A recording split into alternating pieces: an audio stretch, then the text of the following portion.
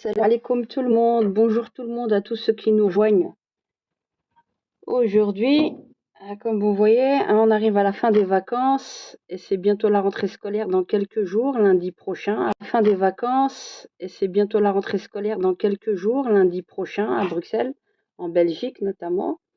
Le 25 août en Belgique francophone. La rentrée scolaire est au 25 août et du côté flamand, c'est début septembre, normalement le 1er ou le 2 septembre. Donc je reviens ici parce que quand j'avais fait une vidéo explicative par rapport à la comment dire à la manifestation qui a été introduite officiellement pour que les parents se lèvent et disent qu'il n'y aura pas d'EVRAS sur les enfants, notamment maternelle, primaire et secondaire inférieure. C'est-à-dire qu'on estime que l'EVRAS, il est bien plus opportun de le faire à l'âge de 15 ans.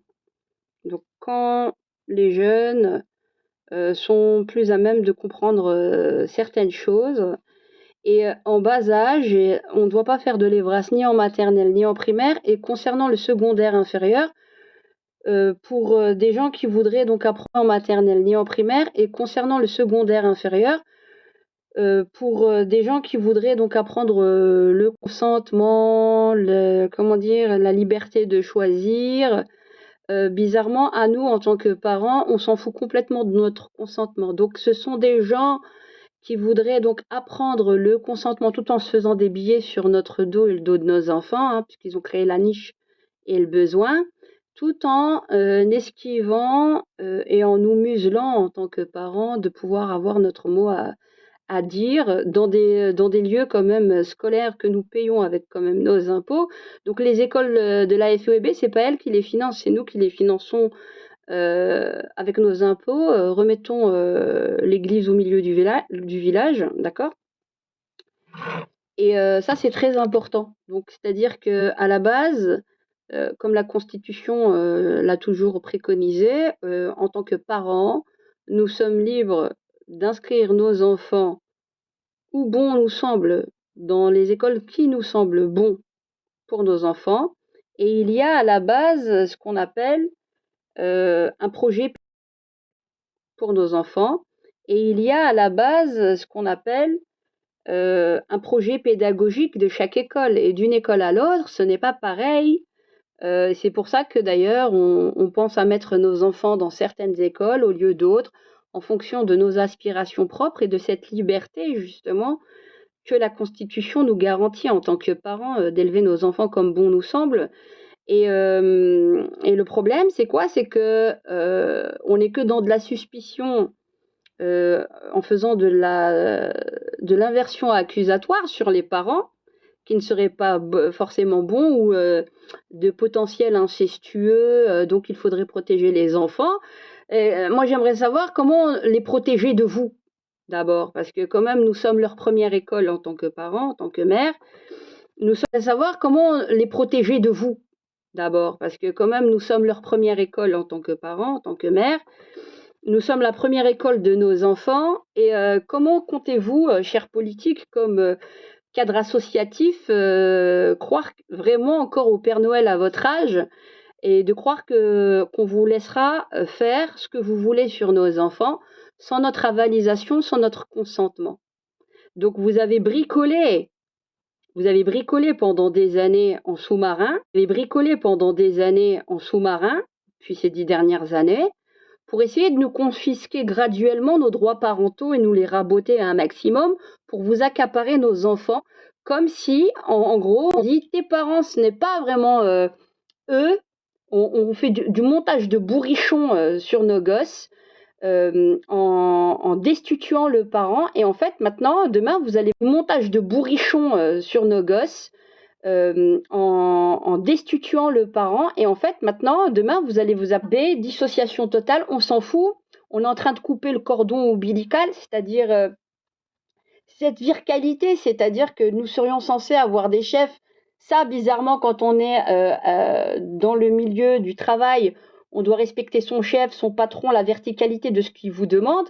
Mais la verticalité envers ses parents, ça, on fait tout pour la raboter au maximum. Ça serait de la violence. Ça serait pas de la violence. Tout ce qui est envers ses parents, ça, on fait tout pour la raboter au maximum. Ça serait de la violence. Ça serait pas de la violence, tout ce qu'on a dans la société, mais le fait quand même, vous vous sacrifiez pour vos enfants, vous travaillez pour eux, vous vous levez tous les matins, vous essayez de leur donner le meilleur, n'est-ce pas? Et on nous rabote.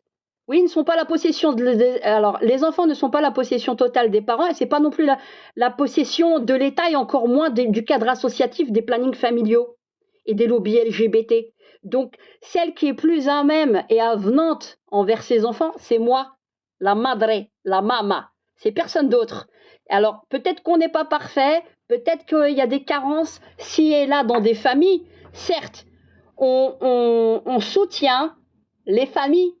On vient d'abord parler avec les adultes, on vient parler avec eux, d'accord? Pour essayer de trouver un terrain d'entente de manière à avoir leur consentement et travailler en bonne intelligence, en partenariat. On les contourne pas, on ne les contourne pas en vous disant mais c'est la loi, mais c'est la loi. La première des lois que vous n'avez pas respectée, c'est la loi naturelle. La loi aussi constitutionnelle, où vous avez gribouillé la loi naturelle. La loi aussi constitutionnelle, où vous avez gribouillé. Oui, il y a des mères, et c'est des exceptions. La majorité des enfants, la majorité des mères sont des mères remarquables, qui se décarcassent et qui font tout pour leur mère. Donc, sous couvert d'une minorité, il faut qu'on se fasse raboter tout le bras avec nos gosses. C'est ça, le pouvoir de votre exemple, des carcasses et qui font tout pour leur mère. Donc, sous couvert d'une minorité, il faut qu'on se fasse raboter tout le bras avec nos gosses. C'est ça, le pouvoir de votre exemple, d'une minorité, d'une problématique mineure, de majeure pour aligner tout le monde. Et là, on est dans de la dictature. C'est-à-dire que on nous enlève, mais quand même, c'est la mère F ou B et les plannings et tous les autres qui ont donné à téter le sein à mes enfants et qui sont chargés de leur donner des biberons. Je vous pose la question. Donc là, on est en train de faire quoi là? D'ailleurs, même en essayant de raboter l'âge obligatoire de l'école à 3 ans. Qu'est-ce que ça veut dire? Ça veut dire quoi?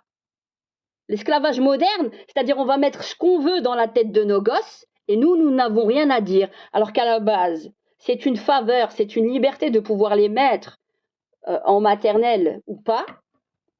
Ce qui était hier quelque chose de pas obligatoire parce que c'était notre liberté qui était d'abord la priorité. Bizarrement, c'est toujours la priorité des autres qui prime et la liberté des autres qui primerait sur ce que notre propre liberté fondamentale de citoyen, de dire non, et encore d'autant plus de parents avenant, notre propre liberté fondamentale de citoyen, de dire non, et encore d'autant plus de parents avenant qui auraient à dire d'accord en principe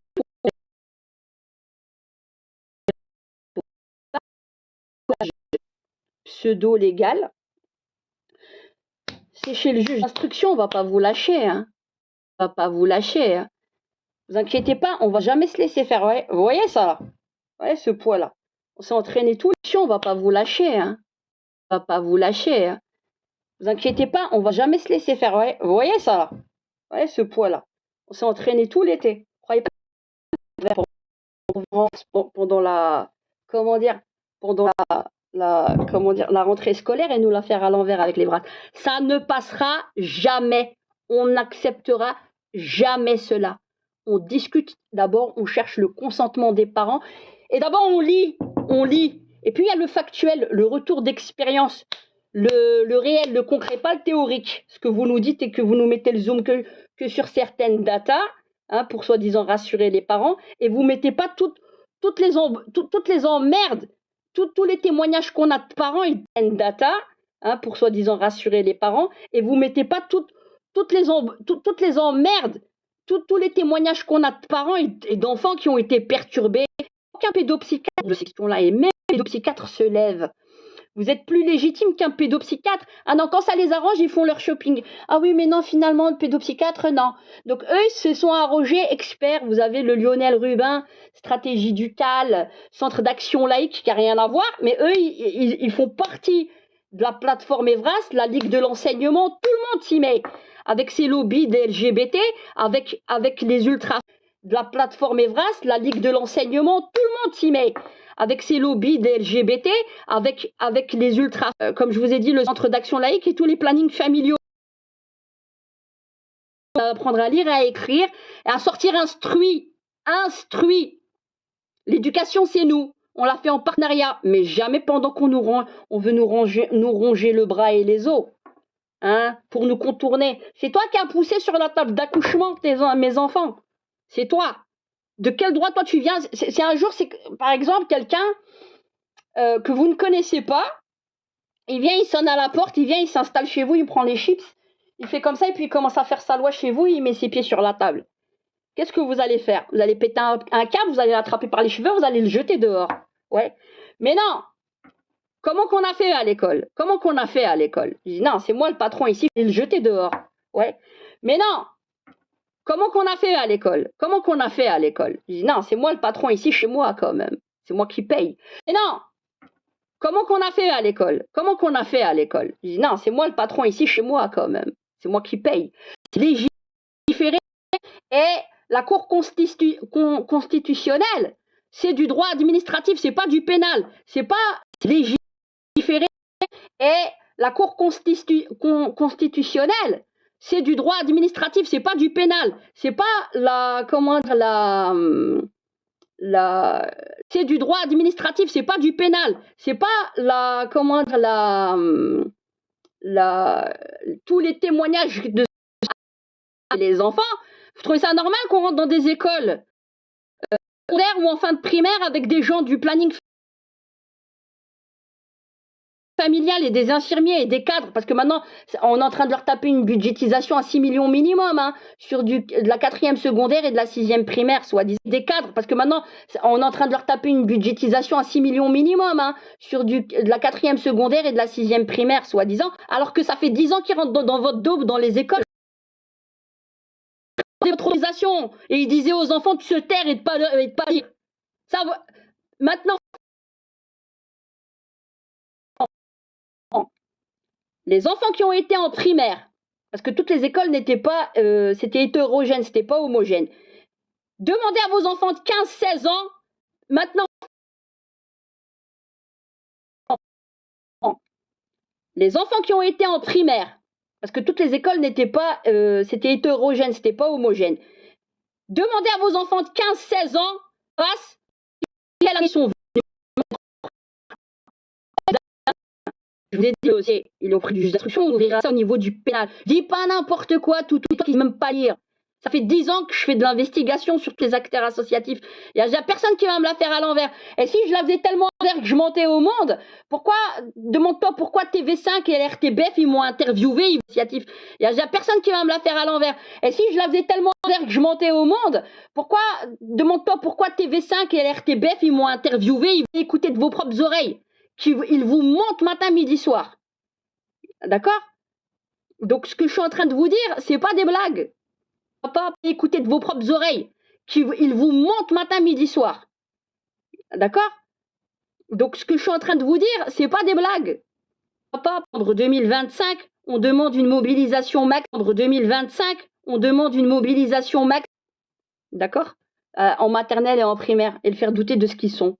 On sait très bien de quoi on parle. Donc, samedi 13 septembre, marquez tous, préparez-vous. Et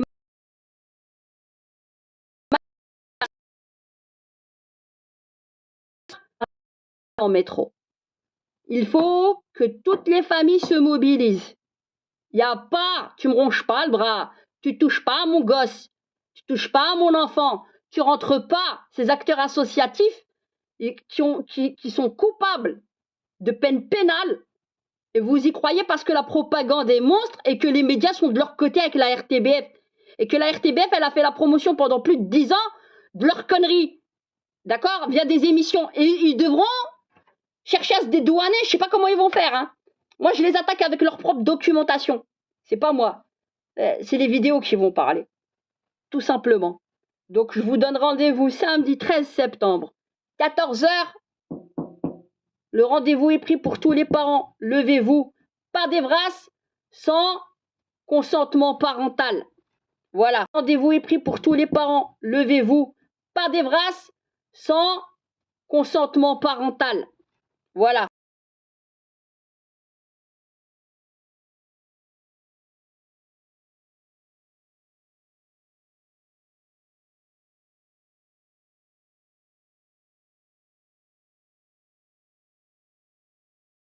Comme vous avez pu le voir, chers parents, donc je reviens ici vite fait pour faire appel à vous pour la rentrée scolaire 2025. Comme vous le savez, les différents recours en annulation au niveau administratif ont échoué auprès de la Cour constitutionnelle, mais nous ne lâchons rien quant au fait que nous sommes les parents et qu'avant de faire de l'EVRAS sur nos enfants, il faut d'abord avoir le consentement des parents avant de nous parler du consentement des enfants. Ce sont les parents qui ont l'autorité parentale, qui sont responsables de leurs enfants bien avant toute structure, et c'est sur notre bon vouloir, et nous continuons donc la lutte pour que nous soyons respectés en tant que tels, en tant que parents. Et sachez que, comme je vous l'avais dit, le dossier est auprès du procureur et aussi auprès du juge d'instruction, afin que nous étayions donc le dossier afin de passer au niveau du pénal. Nous nous sommes donc constitués partie civile et nous vous donnons rendez-vous, chers parents, le samedi 13 septembre à 14 h à la place Albertine, 1000 Bruxelles, arrêt gare centrale, et on espère que cette fois-ci vous serez bien nombreux, beaucoup plus nombreux que les autres fois, et tout aussi nombreux qu'en 2023, afin de bien faire passer le message à nos politiques comme au corps associatif.